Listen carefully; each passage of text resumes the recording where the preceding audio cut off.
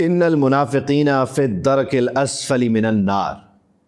سورۃ النساء کی اس آیت مبارکہ کا ترجمہ ہے بے شک منافقین آگ کے سب سے نچلے درجے میں ہوں گے۔ یہ آیت کسی ایک لمحے کے لیے نہیں، یہ ان ادوار کے لیے ہے جب منافقت ریاستوں کی پالیسی بن جائے اور سچ کو مسلسل جھٹلایا جائے۔ پاکستان نے دہائیوں تک ایک بڑے بھائی اور ہمدرد ہمسائے کا کردار ادا کیا، لاکھوں افغان مہاجرین کو پناہ دی، اپنے وسائل بانٹے، اپنے نظام پر بوجھ اٹھایا، لیکن اس خلوص کے جواب میں پاکستان کو شکریہ نہیں ملا، بلکہ پاکستان کو ملی منافقت۔ یہ وہی عناصر ہیں جو عالمی فورمز پر کھڑے ہو کر یہ دعویٰ کرتے ہیں کہ پاکستان میں ہونے والی دہشت گردی کے پیچھے افغان سرزمین کا کوئی کردار ہی نہیں۔ یہی لوگ مسلسل کہتے رہے کہ ثبوت لائیں، اور جب ثبوت دیے گئے تو انکار کیا گیا۔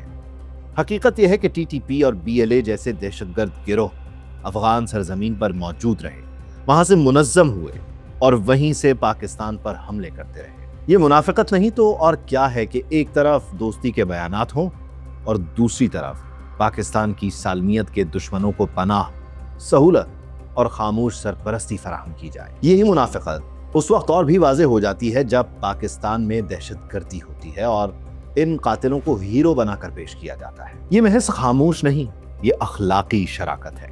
یہ وہ لوگ ہیں جو افغانستان میں کسی واقعے پر عالمی ضمیر کو جگانے کی کوشش کرتے ہیں، لیکن جب وہی خون پاکستانی بچوں اور جوانوں کا ہوتا ہے تو ان کے لیے یہ تماشا بن جاتا ہے۔ یہ رویہ کسی غلط فہمی کا نتیجہ نہیں، یہ بغض ہے، یہ دشمنی ہے، لیکن اس تصویر کا ایک دوسرا زیادہ تکلیف دہ پہلو بھی ہے۔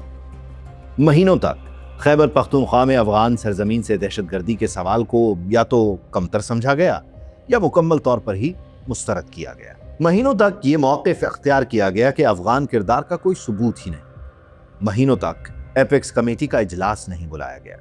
یہ حقیقت ہے اور یہی تاخیر اس بحران کو گہرا کرتی رہی۔ اب جب ایپیکس کمیٹی کا اجلاس بلایا گیا تو یہ محض ایک انتظامی میٹنگ نہیں، یہ ایک بالواسطہ اعتراف ہے۔